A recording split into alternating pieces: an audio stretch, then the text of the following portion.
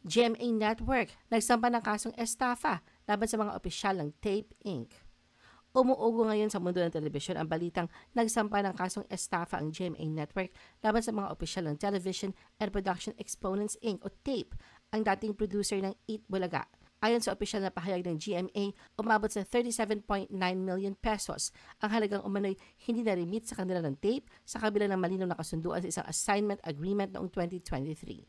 Kabilang sa mga pinangalanang respondent sa reklamo ay sina Romeo Halushos Jr., Romeo Halushos Sr., Bullet Halushos, Malucho Fagar, Micaela Magtoto at Sinaida Benavista.